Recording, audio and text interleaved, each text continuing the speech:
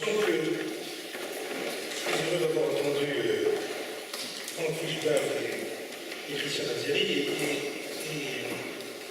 je vais me situer exactement dans le prolongement sur un autre plan, mais dans le prolongement de ce qu'ils ont dit l'un et l'autre. Et je vais même relever la suggestion de Franck tout à l'heure, c'est-à-dire qu'il faut être agressif, et je vais essayer de l'être suffisamment, non pas sur le social, mais sur l'entrepreneurial ou le managérial. Je voudrais simplement, pour commencer, parce que justement je vais oublier, dire deux points. Il ne faut pas qu'on perde le concept de démocratie.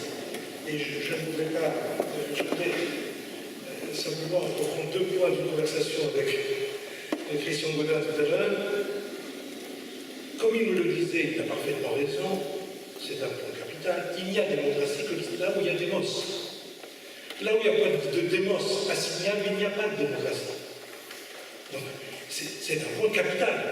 Et deuxièmement, si on met la démocratie partout, on l'enlève partout. C'est-à-dire que d'une autre main, on justifie l'extension du modèle managérial, du modèle privé, dans les domaines de la démocratie même. C'est-à-dire que ce qu'on croit gagner pour la démocratie, on le perd. On le perd de manière radicale.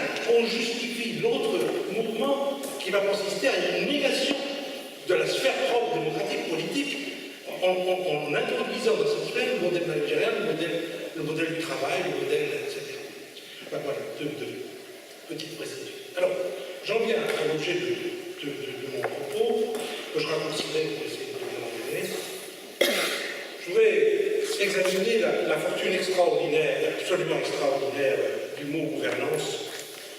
Et j'aime beaucoup notre président Axel Kahn, qui est un type très intelligent, et vraiment, heureusement, pas parler des cartes, mais la manière dont il a escamoté la question de la gouvernance, comme s'il y avait, on pouvait faire bons usages et mauvais usages, ça va. De même que l'évaluation, quand je parle d'un système, d'une mécanique qui marche, je ne parle pas du mot évaluation, le mot d'évaluation, j'ai rien contre. Évaluer, évidemment, j'en ai beaucoup de ce mot avant, dans la suite de Nietzsche, par exemple, aujourd'hui, je ne l'utilise plus, ou j'essaie de ne plus l'utiliser, parce que, en vérité, c'est un système qui fonctionne. Donc ça n'a rien à voir, ça n'est pas, je l'utilise comme ceci, comme cela. Bon, je vais revenir sur les choses. Alors, donc, il y a une extraordinaire, comme vous le savez, une extraordinaire fortune du terme gouvernance ces dernières années. Fortune qui n'est pas du hasard, comme on sait, les usages linguistiques ne sont pas accidentels. Et ils recouvrent quelque chose de significatif, de plus ou moins significatif. Et je crois que, en l'occurrence, c'est très significatif. Le mot gouvernance a couvert tous les domaines, pratiquement tous les domaines, privé, public, national, international, local, régional, tout ce qu'on veut. Au point qu'on peut se demander si un jour, peut-être déjà ce le cas, un publicitaire ne trouverait pas le moyen de nous parler d'une gouvernance de soi, d'une gouvernance. Et ça existe déjà d'ailleurs.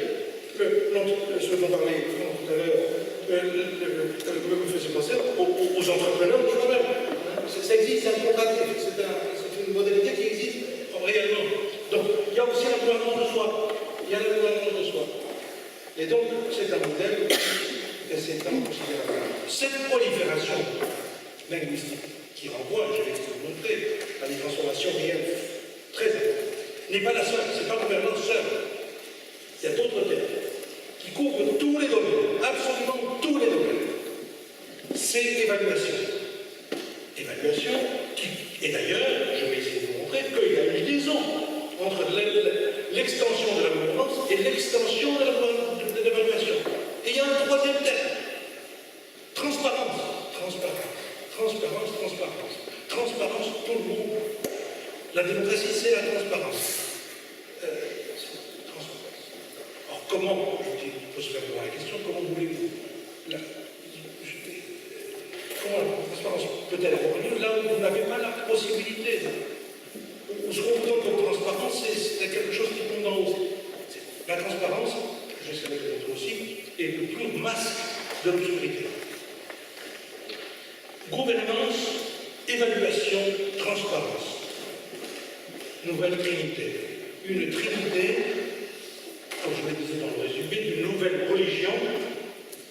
qui a un nom religion managériale, parce que c'est une religion, c'est pas simplement une opération, c'est une religion, avec sa trinité.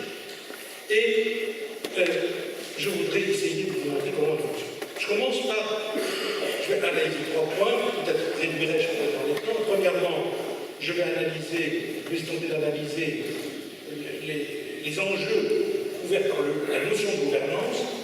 J'essaie de montrer comment l'extension de la gouvernance prend racine, prend appui sur une crise, sur les différentes modalités de la crise de la démocratie. Et troisièmement, je vais développer les principes de la religion managériale. Premier point, donc, le thème de gouvernance. Question, est-ce que le mot de gouvernance renvoie à un concept bien défini? Réponse, première, non. Ma réponse est négative. Il n'y a pas, le concept de gouvernance, la notion de gouvernance n'est pas un concept défini, stable. C'est un mot qui renvoie à des réalités qui est mouvant, dans le sens de mouvant, et qui renvoie à des réalités elles-mêmes mouvantes. Et on peut d'abord dire que la gouvernance fonctionne à 2 niveaux linguistiques. Premièrement, il fonctionne sur le registre de la description. On dit la gouvernance, c'est ceci et cela. Mais il fonctionne aussi à un 2e niveau, celui de la prescription. La gouvernance doit être la bonne gouvernance et la mauvaise gouvernance. Ça, c'est le niveau de la prescription. Ce double registre caractérise l'ambiguïté des discours sur la gouvernance. Pour ce qui est de la signification, niveau maintenant sémantique, on peut dire qu'il y a 3 sens de la gouvernance, globalement. J'en oublie certainement, mais enfin, il m'a semblé qu'il y en avait 3 principaux. Il y a un sens de gouvernance qui est très neutre. Il consiste à dire que la gouvernance désigne le mode de coopération qui accompagne la politique des gouvernements, par exemple, et qui en est étroitement lié. C'est le sens que donne la gouvernance. Thierry Sauret, qui est conseiller politique au programme développement aux Nations Unies, dans un petit ouvrage préfacé par Hugues Védrine, l'auteur définit la gouvernance économique mondiale de la manière suivante: le cadre au sein duquel la coopération internationale et la coordination des politiques peuvent se déployer et sur lequel l'action collective des États peut prendre appui. Ici, fin de citation, ici, la coopération, la gouvernance signifie la coopération internationale, c'est-à-dire que, comme il n'y a pas de gouvernement mondial, heureusement, c'est bien qu'un gouvernement mondial, c'est un despotisme mondial, ensuite Montesquieu et Kant, donc il n'y a pas, donc la gouvernance, ce serait la coordination des politiques par les États, les différents États. Ici, on peut dire que comme coopération internationale, la gouvernance ne pose aucun problème. Cette gouvernance, elle ne pose aucun problème, c'est-à-dire qu'elle ne désignerait qu'un mode de coopération là où il n'y a pas de gouvernement, où là le gouvernement n'est pas possible.